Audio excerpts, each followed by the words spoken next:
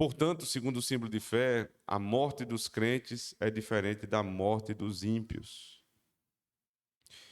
Porque se não fosse, irmãos, não faria sentido que nós morrêssemos também. A pergunta é muito clara. Por que, sendo a morte o salário, o estupêndio do pecado, os crentes não são preservados, né? São preteridos dela? Porque Deus tem um objetivo com a morte dos crentes, que não tem com a morte dos ímpios.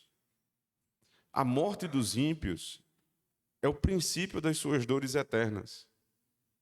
A morte dos ímpios é a forma como eles vão passar desta vida para uma vida muito pior.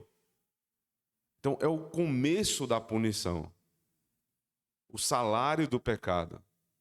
Os que viveram no pecado, servindo ao pecado, receberão, ao final do seu trabalho, o pago por aquilo que fizeram durante todo o tempo de vida. Mas a morte para os justos, ela tem uma outra finalidade. Veja, porque o aguilhão da morte foi retirado. Qual é o aguilhão da morte? O aguilhão da morte, não somente a angústia pela morte, que os crentes devem ter cada vez menos, mas muito mais do que isso, é o que vem depois dela, a punição. Nós não vamos ser punidos por Deus após a morte. Pelo contrário, a função da morte na vida de um crente é a passagem deste estado para um estado melhor. Nós vamos ser recebidos por Deus. Então, ainda que os crentes morram, eles estão morrendo para um velho homem e vivendo para um novo homem. Como temos visto lá no livro de Romanos, na carta aos Romanos, especialmente no capítulo 6, nós estamos morrendo todos os dias para o velho homem e revivendo para Cristo. E isto é uma grande bênção. Os crentes precisam encarar a morte assim. É um rito de passagem.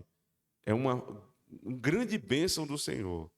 Porque nós estamos deixando para trás uma vida cheia de limitações, onde este mundo jaz no maligno e estamos entrando na posse da herança do Senhor. Esta é a morte dos crentes, a passagem mais gloriosa de uma vida cheia de percalços para uma vida de glória em Cristo nosso Senhor. Isso não deve nos fazer ansiar todos os dias pela morte, desprezando a vida, muito pelo contrário.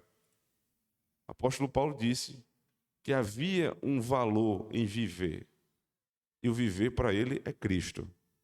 Mas o morrer é lucro. Deus nos abençoe para que tenhamos a mesma visão do apóstolo Paulo. Amém.